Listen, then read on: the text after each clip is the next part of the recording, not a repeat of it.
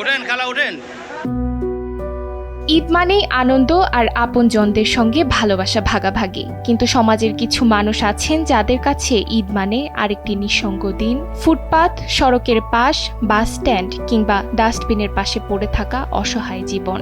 অসুস্থ, মানসিক ভারসাম্যহীন ও পরিচয়হীন এসব মানুষের কারো শরীরে পচে যাওয়া ক্ষত, কারো চোখে ভয়, কারো জীবনে নেই আপনজনের কোনো ছায়া। খুঁজছে পায় নাই, বিছিয়ে গেছে পায় নাই, ওই হারা রোডে বসে রোডে কোথা পড়ে রয়েছে, হয় নিতে আসতো যামই। ঠিক তখনই মানবিকতার হাত বাড়িয়ে দেয় আপন ঘর ফাউন্ডেশন। স্বেচ্ছাসেবীরা পথ থেকে উদ্ধার করে নিয়ে যান তাদের হাসপাতালে। চিকিৎসা শেষে তাদের ঠিকানা হয় আপন ঘর।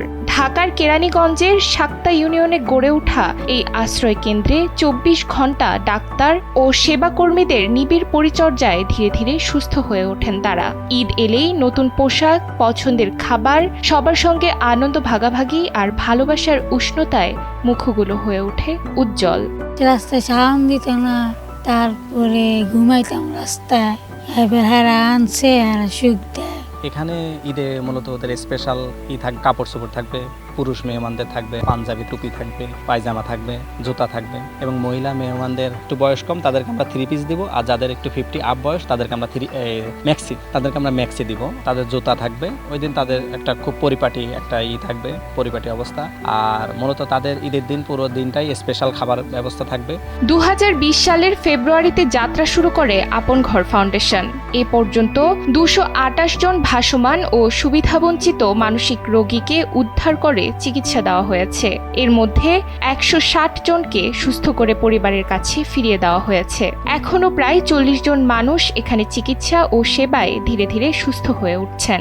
আপন ঘরে আমরা সেবা দিচ্ছি হচ্ছে ওই ধরনের মানুষদেরকে যাদের কোনো ধরনের ফ্যামিলির ইনফরমেশন নাই, একদম রাস্তায় পড়ে আছে, পচা গলা, শরীরের একটা অংশ নাই, বা মানসিকভাবে বিপদগ্রস্ত, শারীরিকভাবে বিপদগ্রস্ত, যাদেরকে দেখার মতন কোনো মানুষ নাই। ঈদে ফ্যামিলিতে যে ধরনের আয়োজন থাকে সব ধরনের আয়োজনই এখানে আছে। মানে সে কাইন্ড অফ ফ্যামিলির যে অ্যাটাচমেন্ট, এই অ্যাটাচমেন্টটা হচ্ছে এখানে আমাদের সঙ্গে পাবে। আমাদের ট্রেডিশনাল ফুড, সকল ধরনের খাবার, তারপর হচ্ছে তাদের নতুন ড্রেস, আমাদের গল্প করার জন্য মানুষ, ইভেন্টসের আয়োজন, গেমসের আয়োজন, দিনব্যাপী তাদের সঙ্গে আমাদের সময়টা কাটানোর জন্য একটা এঙ্গেজমেন্টের ব্যাপার, সবগুলোই তাদের সঙ্গে থাকবে আমাদের ইনশাআল্লাহ। যেখানে কেউ নেই সেখানে আপন ঘর আছে।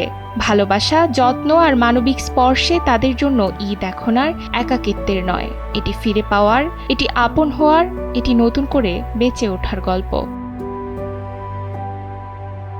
কেরানীগঞ্জ থেকে রানা আহমেদের পাঠানো তথ্যচিত্রে ডেস্ক রিপোর্ট, নুসরাত তালবিয়া।